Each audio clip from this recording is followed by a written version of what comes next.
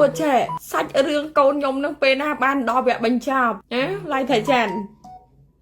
មើលសុំសួរតិចមើលបងអូនភក្ត្រាក៏ដោយឡៃថៃចាន់ក៏ដោយខ្ញុំសុំសួរបន្តិចរឿងកូនខ្ញុំនេះធ្វើ BA នេះកាលណាបានដល់ភាគបញ្ចប់រឿងហ្នឹងខ្ញុំមានអារម្មណ៍ថាវែងជាងរឿងឥណ្ឌាទៀតណា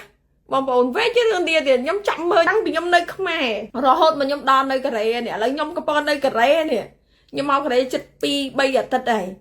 ខ្ញុំមកឃើញរឿងហ្នឹងចប់សោះហើយសាច់រឿងហ្នឹងថាណាបានចប់ខ្ញុំគិតថាអូដល់វគ្គ EE ប្រម៉ូតប្រេងកាឡាមែនទេធ្វើ BA ខ្ញុំហើយទៅចប់ហើយលែងមានរឿងហើយ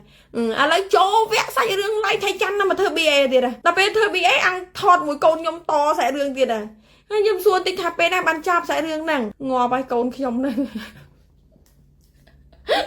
បងប្អូនអត់កូនណាគាត់ធ្វើអីថាតាអ៊ីមានការបដិញ្ញាចិត្តយ៉ាងណាខ្លះនៅក្នុងការដឹកនាំកូនក្រុមរបស់ក្មួយដើម្បីឲ្យធ្វើការងារជា BA ប្រេងកាឡាកេណោឲ្យល្អឲ្យពេលខ្ញុំឲ្យគាត់ធ្វើអីគាត់ធ្វើហ្នឹងអីទៀតអីទៀត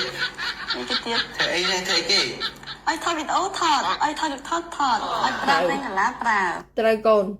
ឯងត្រូវកែមនុស្សខ្ជិលឲ្យលែងខ្ជិលវិញណាកូនណាចាកូនម៉ាក់ឧស្សាហ៍មែនអត់អញ្ចឹងពេលដែលមនុស្សឡៃថៃច័ន្ទមនុស្សខ្ជិលនេះមកនៅចិត្តកូនត្រូវចេះកែប្រែឲ្យមនុស្សហ្នឹងជួយកែប្រែឲ្យមនុស្សហ្នឹងខ្លាយជាមនុស្សឧស្សាហ៍វិញ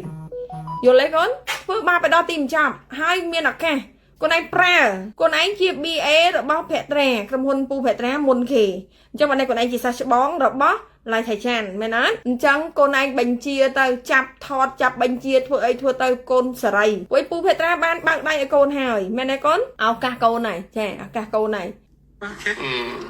ឲ្យវាយឡើងចុងឈើវាយឡើងចុងឈើហ្នឹងកូនថតពីប្រេងកាឡាចាតែប្រេងកាឡាតែអរគុណជូនពរជោគ